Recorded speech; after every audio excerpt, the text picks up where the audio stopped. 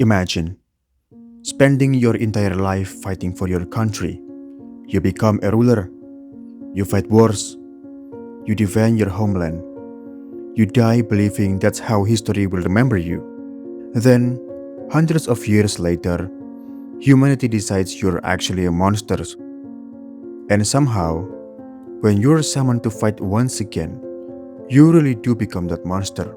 No matter how ugly or barbaric that image is, it's now part of your existence. Something you can never fully escape. All because somebody somewhere decided to tell a story using your name. Sounds ridiculous, right? Well, that's exactly what happened to Vlad III in Fate. But honestly, this video isn't really about Vlad, at least not entirely, because Vlad is just the example that made me realize something. The more I look into heroic spirits, the more I started noticing a really disturbing side of the summoning system. And I guess I can kinda see why so many mages just see heroic spirit as weapons rather than people, not something to empathize with, not even something truly alive. Well, aside from their ridiculously inflated pride, I guess. And once you see it, it's kind of hard to unsee. Because heroic spirits aren't always built from history, they're built from humanity's memory. And those two things aren't necessarily the same. I guess we can see it in our real life case too. Take King Arthur for example. We are talking about our real life history here. You see, whether Arthur was a real person is still debated by historians. But if there was a historical Arthur, he was probably a military leader in post-Roman Britain, not the miracle-filled king of legend. Yet over the centuries, people kept adding things to the stories.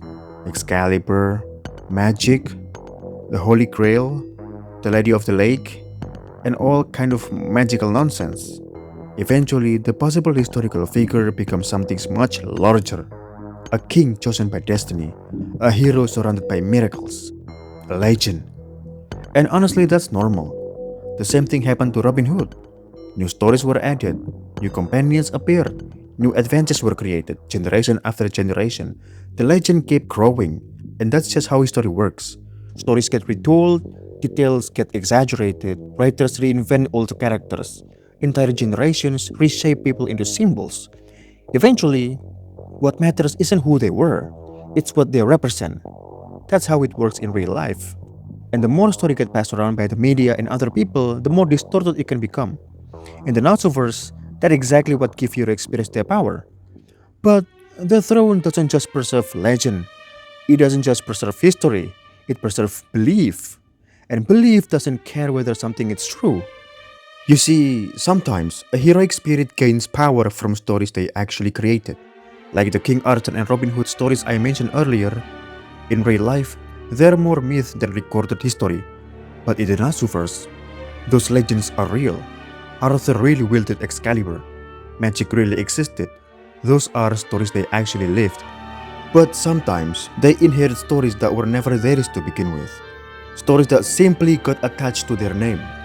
And if enough people believe those stories, the summoning system accepts them anyway. That's the one part I find terrifying. Because at that point, you're no longer being judged by who you were. You're being judged by what humanity decided you were. And Vlad III might be one of the clearest example of that. I guess the bad example of that, like the terrifying point of that. If you still don't get it, Vlad can be summoned as the king of Romania, and one of his noble phantasms forces him to transform into Dracula, a grotesque blood-drinking undead abomination. The very thing history falsely turned him into, and he hates that form with every fiber of his being. To Vlad, it's a disgrace, a stain on his legacy, a curse he never asked for, yet one he's forced to carry because humanity decided that's who he is. People often assume the connection between Vlad the Impaler and Dracula is obvious. After all, both are associated with blood, both have a reputation for cruelty, and both come from roughly the same region of Europe. So surely Bram Stoker based Dracula directly on Vlad, right? Well, this is what I really want to highlight. The connection is much weirder than most people realize, and I'm going to show you just how messed up this whole situation is if you don't know the story behind it. So let's start by clearing up the easiest misunderstanding. First of all, it's the name. Some of you probably already know this, but I'm willing to bet a lot of people don't. The name Dracula didn't originally mean vampire. It came from Vlad's father, Vlad II Dracula. The nickname Dracula is generally associated with dragon, because Vlad's father belonged to the Order of the Dragon, a chivalric order dedicated to defending Christianity. As a result, Vlad III became known as Dracula, meaning something close to Son of Dracula or Son of the Dragon. It's literally just that. It's not even a monster's name whatsoever. At least that's what the name meant in that place and that time. So then, how did the name become associated with blood-sucking monster? Well, here's where things start getting messy. You see, the blood-sucking undead monster that became so popular around the world, the vampire, actually already existed long before Bram Stoker wrote this novel.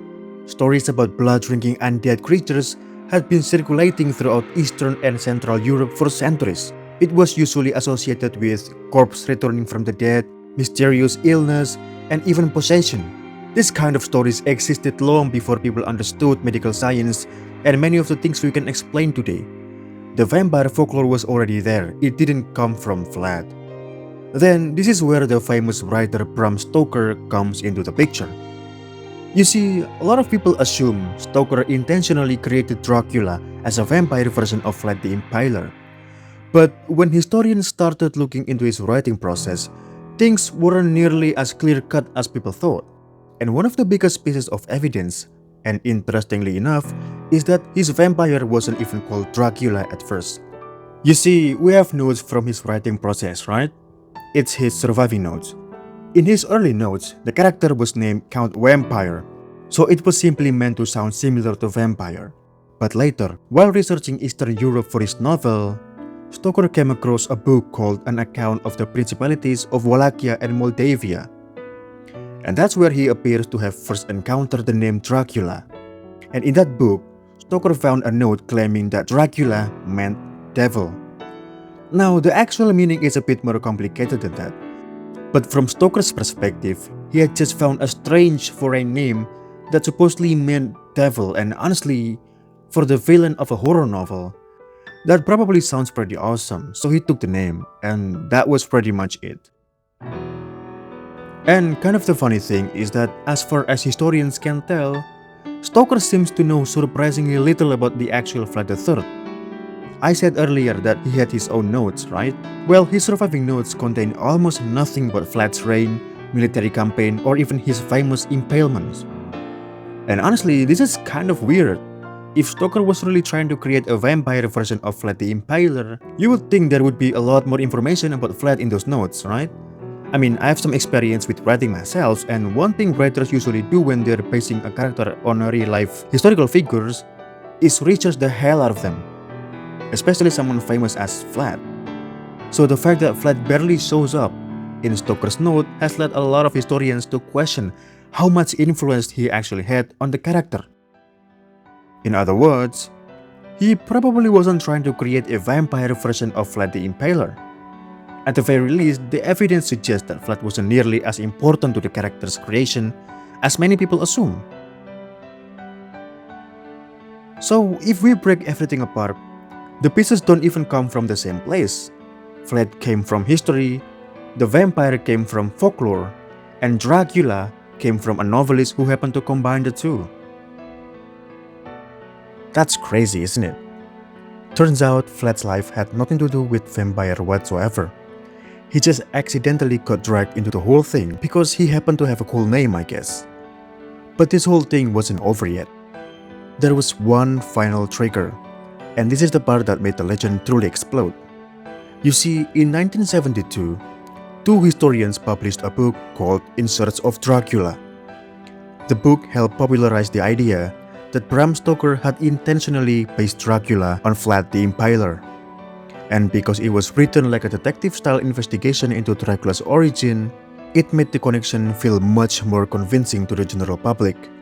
And that became one of the biggest reasons the connection exploded. And the surprising part is that Bram Stoker's Dracula was published back in 1897. That means nearly 75 years passed before the event that truly pushed the connection between Vlad and vampires into the mainstream. And just like that, people loved the connection. And with enough time, eventually the two figures became inseparable. Not someone who inspired the name, not someone who inspired the title, literally the same person. Even though the original novel never outright says that Count Dracula is Vlad III. Think about how insane that is. So when you find out how angry Vlad is whenever the legends get tied to his name, it's actually a completely valid reaction.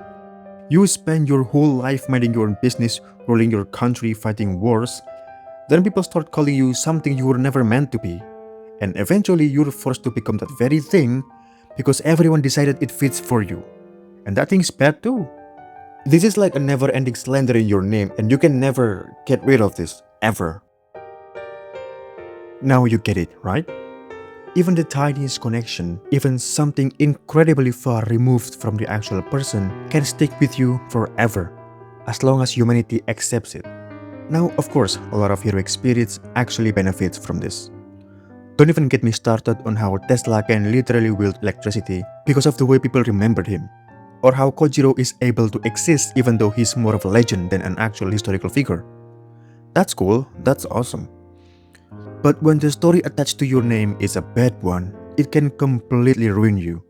Someone can end up mentally broken, unstable, just because history remembers them as the man who murdered his closest friend, even though there has never been any solid evidence that he actually did it. And when you look at heroic spirit this way, you kind of start to understand why so many mages sees them as nothing more than weapons. They're not really human anymore. They're the embodiment of humanity's belief, and honestly, that's kind of terrifying. So, what do you think? Share this video somewhere, and if you like, give it a subscribe. I'll see you guys next time.